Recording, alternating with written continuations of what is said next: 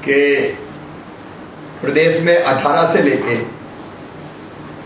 44 साल तक, क्योंकि 45 से ऊपर के आयु के हमारे नागरिकों का, वरिष्ठ नागरिकों का टीकाकरण का अभियान जारी है।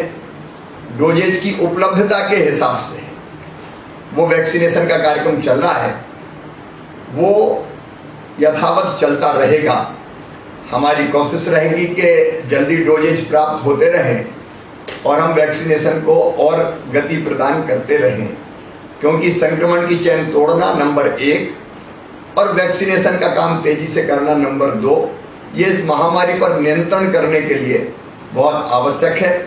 अब 18 से लेकर 44 वर्ष के हमारे जो नौजवान हैं या प्रौढ़ भाई बहन हैं, उनको भी वैक्सीनेशन का कार्यक्रम, टीकाकरण का कार्यक्रम अभी 5 मई से हम प्रारंभ करेंगे।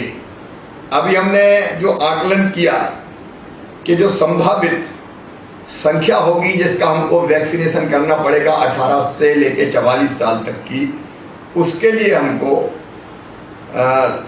जो डोजेज की जरूरत पड़ेगी वो 5 करोड़ 29 लाख डोजेज की आवश्यकता होगी।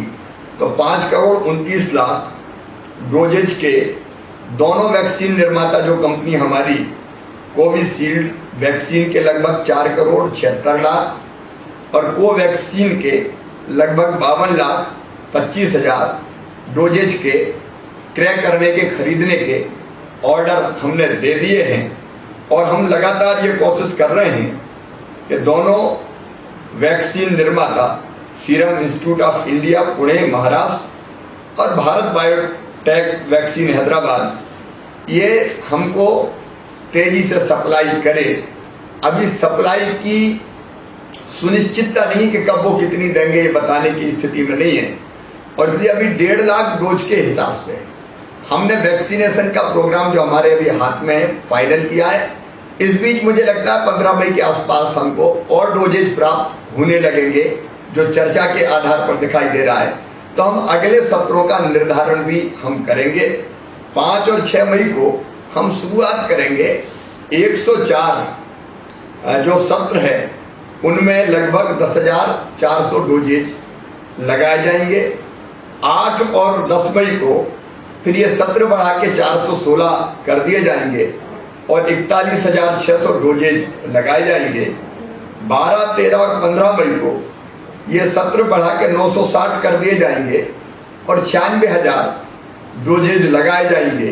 तो यहाँ से हम ये प्रारंभ कर रहे हैं और मुझे लगता है कि इस बीच में हमको उपलब्धता और प्राप्त होती रहेगी।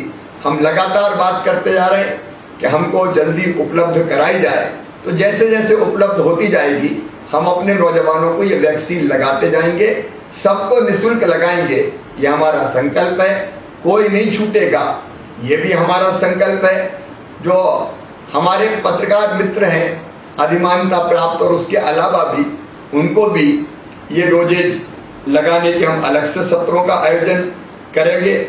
और दोनों कंपनियों से बात करके हम इस बात की भी संभावनाएं टटोल रहे हैं कि अगर ये निश्चित समय सीमा में डोजेज की आपूर्ति हमको नहीं कर पाती, तो क्या हम 2 के अलावा इंपोर्ट करके भी कहीं से और तीसरी वैक्सीन ला सकते हैं। तो उस संभावना के भी मैंने निर्देश दिए हैं, ताकि यथासंभव हम अपने 18 से लेकर 44 साल तक के नौजवान बेटे बेटियों को भी और प्रौढ़ भाई बहनों को भी ये वैक्सीन के डोज लगा के उनको स्वस्थ रहने की आश्वस्ति दे सकें और इस महामारी से बचाने के लिए प्रतिरोधक क्षमता उनके अंदर पैदा हो, इस बात का प्रयास कर सकें। ये मुझे लगा कि हमको 5 मई से प्रारंभ करना चाहिए, इसलिए मैंने आपको जानकारी दी।